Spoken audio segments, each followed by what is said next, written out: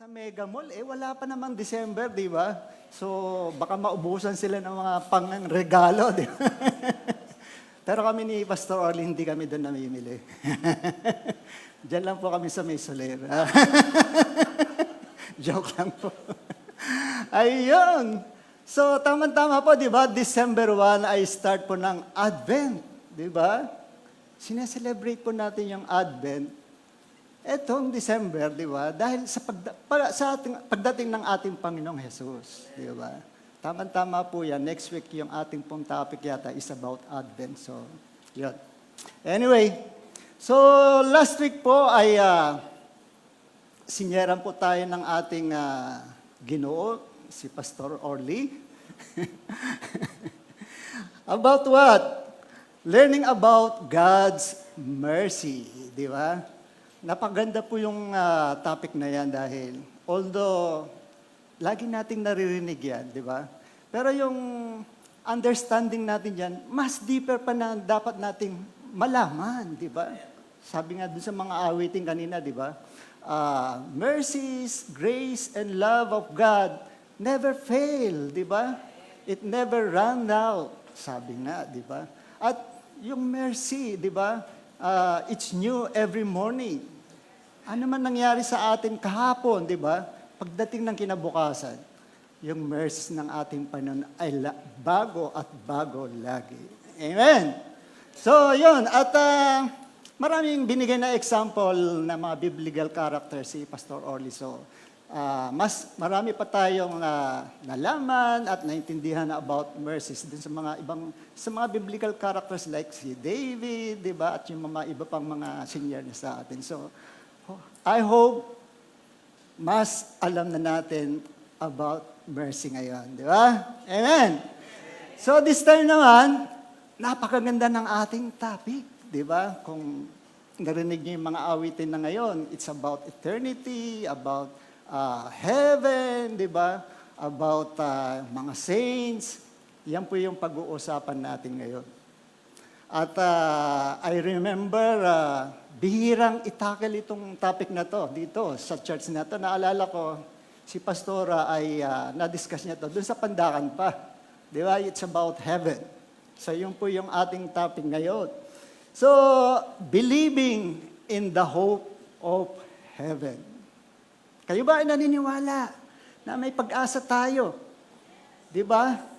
Na balang araw, makakasama natin ang ating Panginoon sa langit, sa heaven.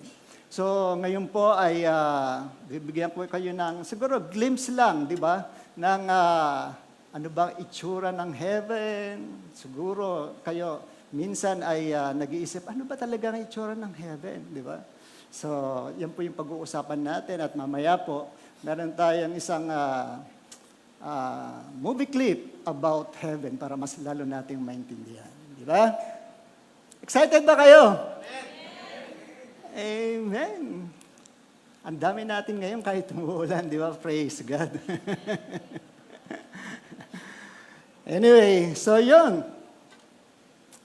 Ang ating pong key verse, pwede po natin basahin. Pastor Mabel, medyo malaki na, ano? Sige, sabay-sabay po natin. Ito po, lagi na, paulit-ulit lang po natin itong babanggitin. Sa John 14:1-7, again, let not your heart be troubled. You believe in God, believe also in me. In my Father's house, there are many mansions. If it were not so, I would have told you. I got to prepare a place for you. Next verse. And if I go and prepare a place for you, I will come again and receive to myself, that where I am, there you may be also. And where I go, you know, and the way you know. Thomas said to him, Lord, we do not know where you are going, and how can we know the way? Jesus said to him, I am the way, the truth, and the life. No one comes to the Father except through me. If you had known me, you would have, if you have known me, sorry. You would have known my Father also. And from now on, you know Him and have seen Him. Praise God. Salamat po, Lord, sa mga salita mo, Panginoon, na aming binasa. O God, tunay nga, Lord, na mga salita ngayon, Lord, ay, Lord, manunood sa aming mga puso, Panginoon, O God. At, Lord, lalo namin maunawaan, Panginoon, ang patungkol dyan sa Lord, heaven na sinasabi ng verses na yan, Panginoon. Salamat po, in Jesus' name. Amen! So, ang ganda ng verse na yan, di ba? So, introduction lang po. Kung kilala niyo po si D.L. Moody, yung American evangelist na way back then, matagal na po yun, panahon pa ng kopong-kopong, sabi niya, what has been and is now one of the strongest feelings in the human heart? Tanong niya. Is it not to find some better place, some lovelier spot than we have now? It is for this that men are seeking everywhere, and they can have it if they will. But instead of looking down, they must look up, sabi niya, to find it. As men grow in knowledge, they vie with each other more and more in making their homes attractive. Di ba? Ganun naman nangyayari sa atin ngayon, di ba?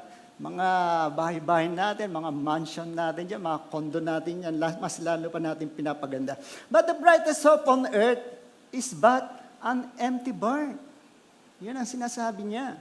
Ano ba yung barn? Kamalig, empty na kamalig, compared with the mansions in heaven. Yung binanggit natin kanina, di ba? So yun po. So alam naman po natin na tayo po ay, di ba, mga tao, naglolong for the eternal, sa eternity.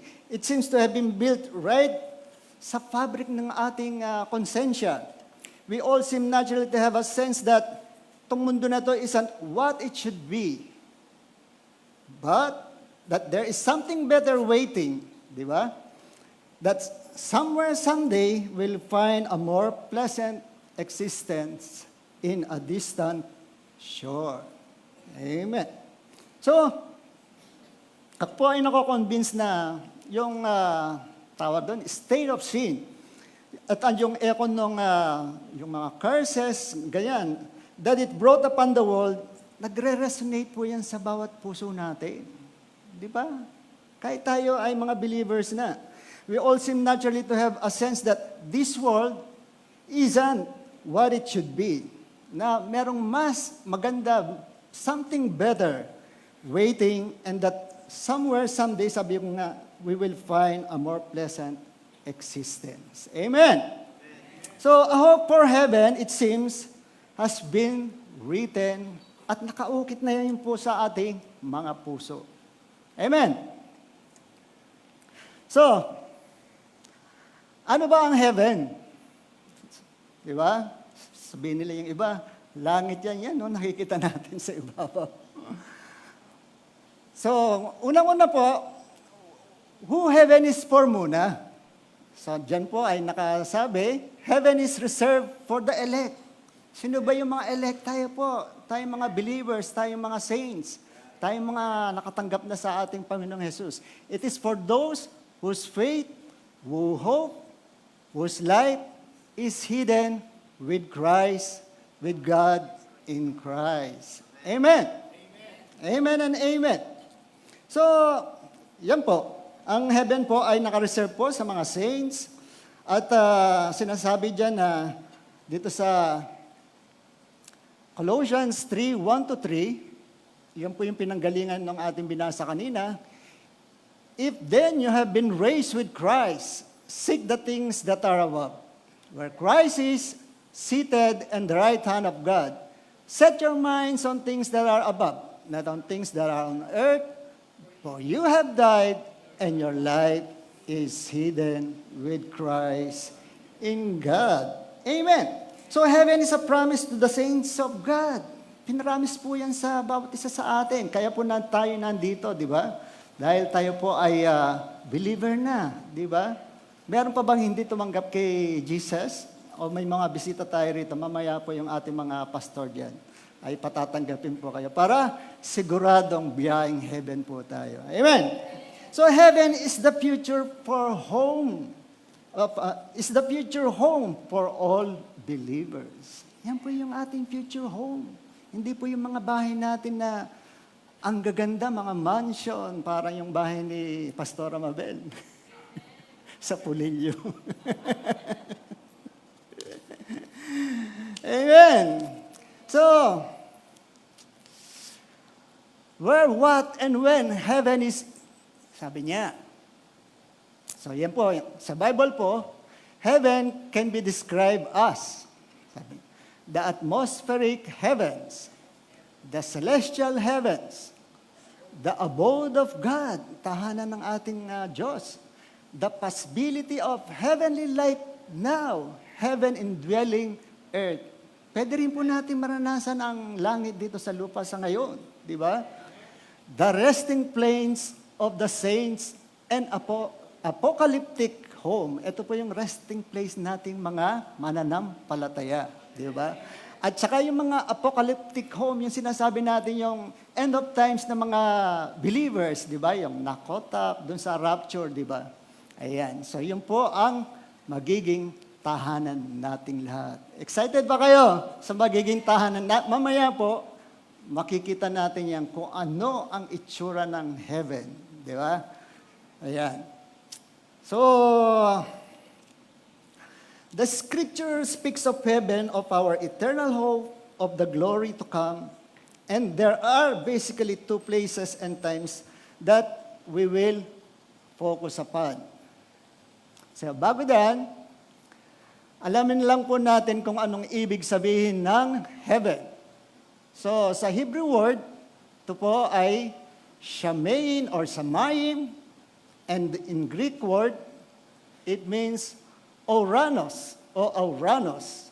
So, ang meaning po niya literally, the heights or that which is lifted up, that which is above. Di ba? Yung lugar na nasa itaas, di ba? Kung makikita po niya, puro mga synonyms po yung heights, lifted up, above. Wala po yan sa ibaba. Amen. So,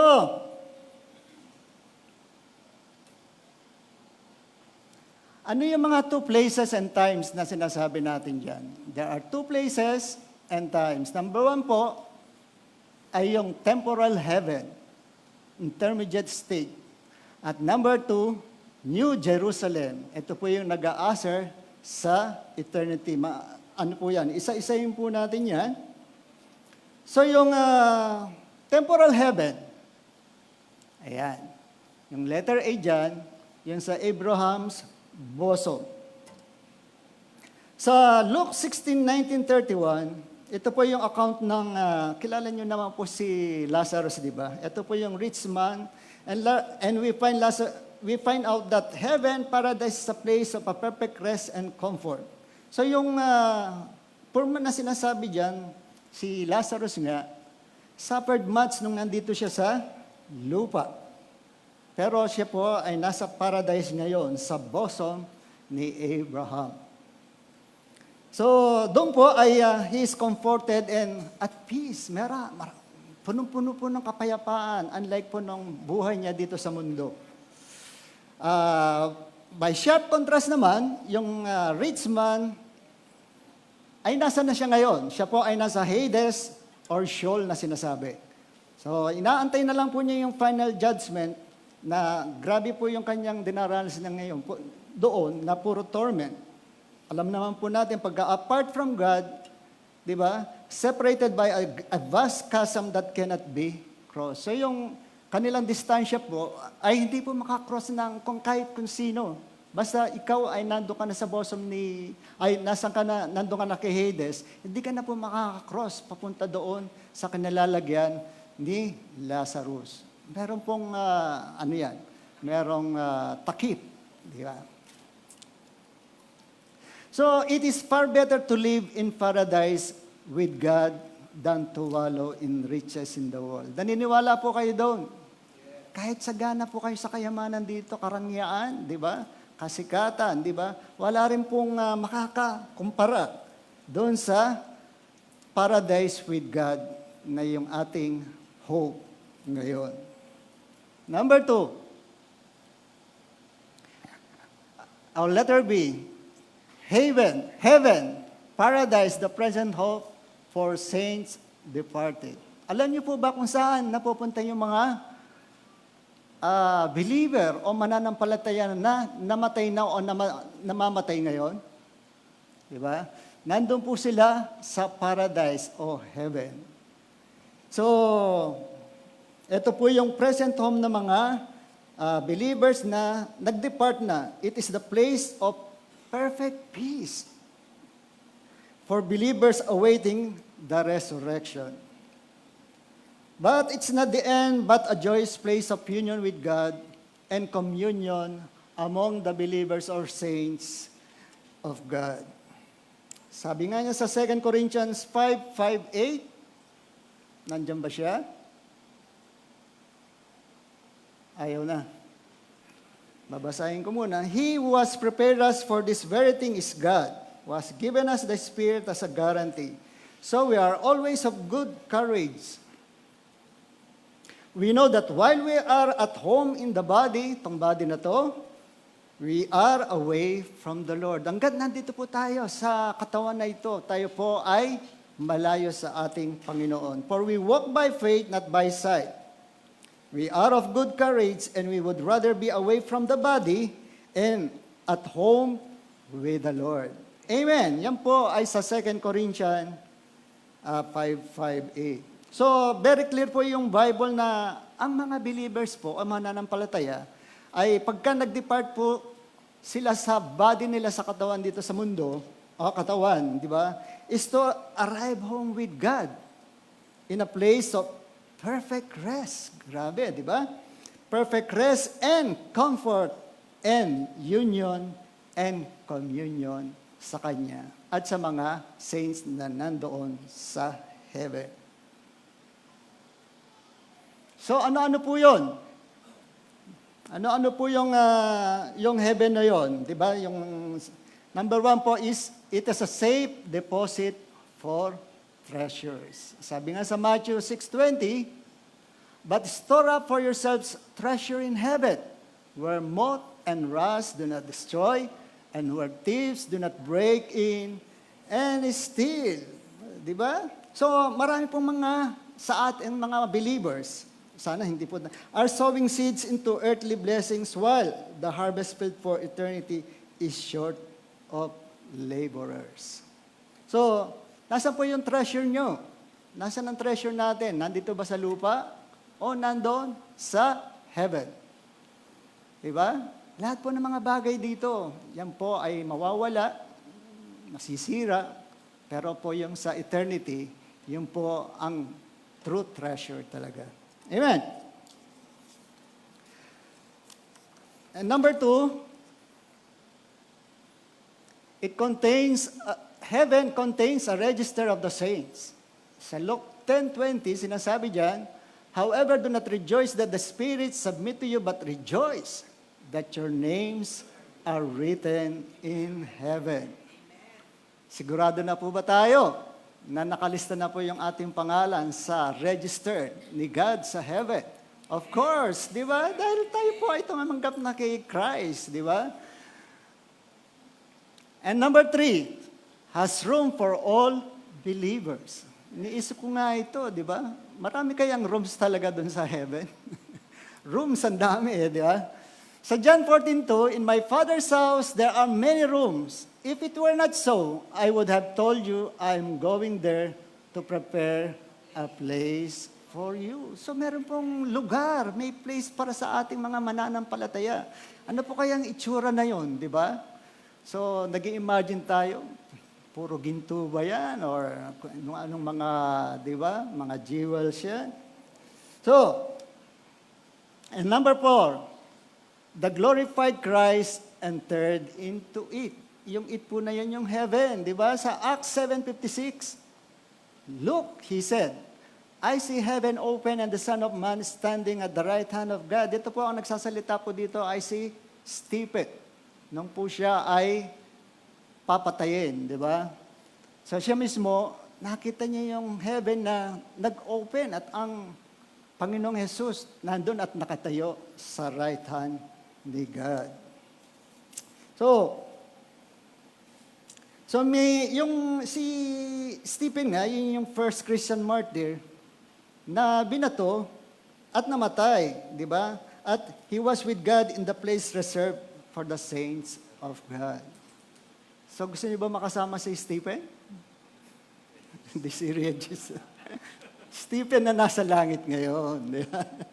Ayan. So, number 6.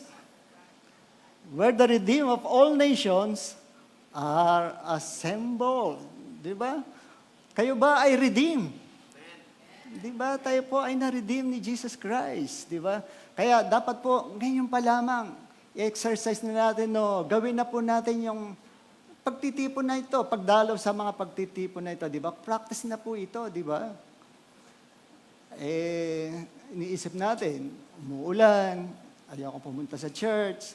Pero ito po, ay paghahanda na po, di ba? Para doon sa ating sinasabing hope sa eternity, sa heaven. Amen.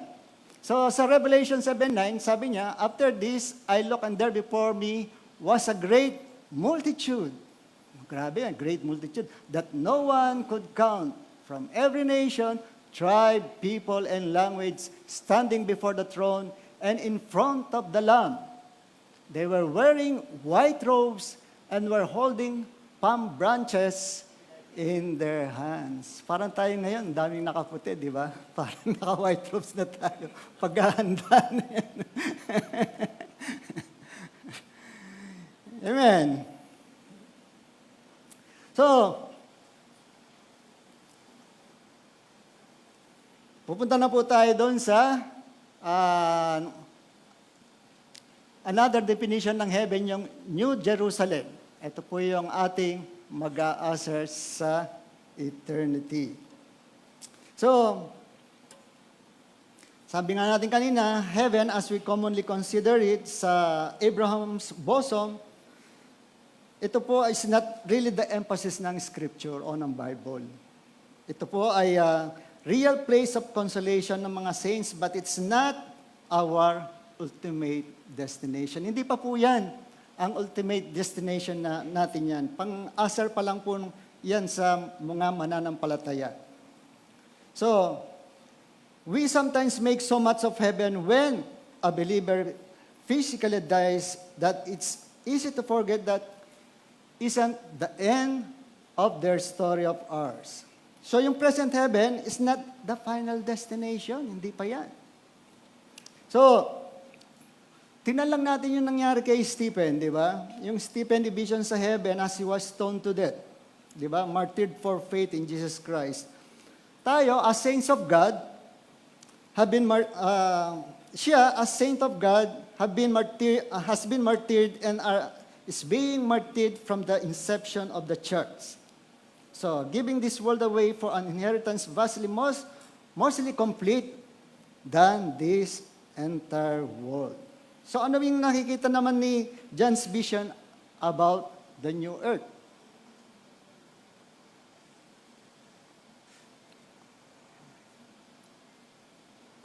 Ayan.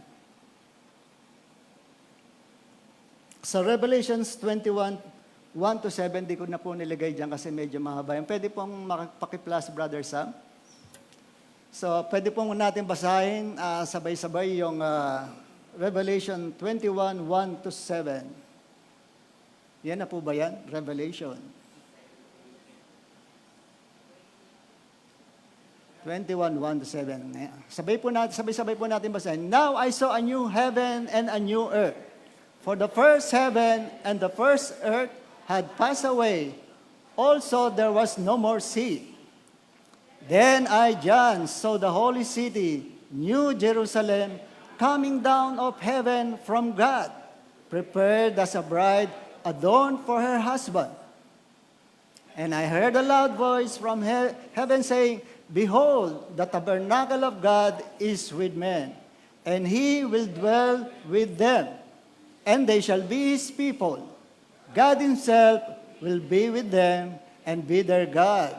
Verse 4, And God will wipe away every tear from their eyes. There shall be no more death, nor crying. There shall be no more pain, for the former things have passed away. Then who sat on the throne said, Behold, I make all things new. And he said to me, Write, for these words are true and faithful. And he said to me, It's done. I am the Alpha and the Omega, the beginning and the end.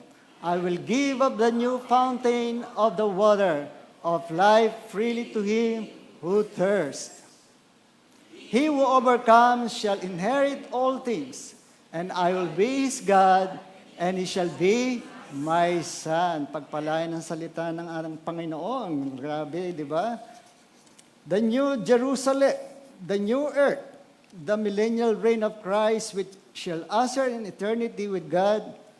Yan po ang ultimate promise ni God and hope ng church, ng tayong mga mananampalataya. So, how like squanders of a grand inheritance are when we forget the ultimate hope that we have a new heaven and a new earth. So we become consumed with life dito sa mundo, dito sa earth.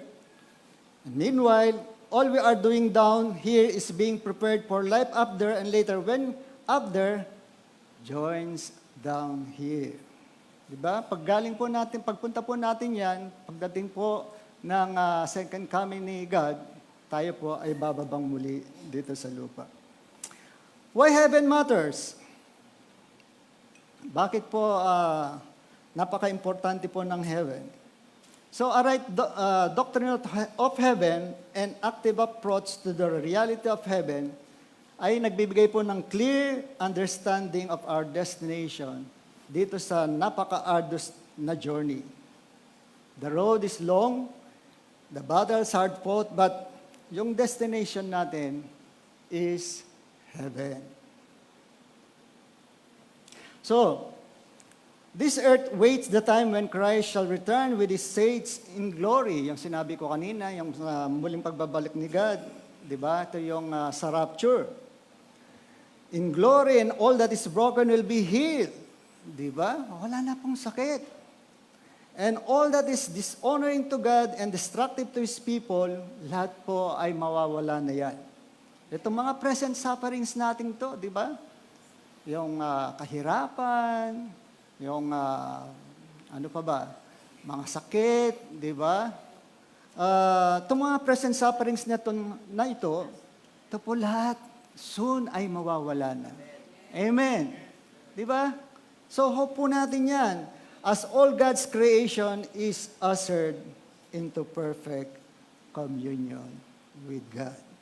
Amen. So, gusto ko lang po sanang para mas lalo niyong maintindihan at hindi kayo nag-i-imagine kung ano yung itsura ng heaven, di ba? Meron po lang akong isang short clip na movie about heaven. Panoorin po natin to. Ready na ba, technical?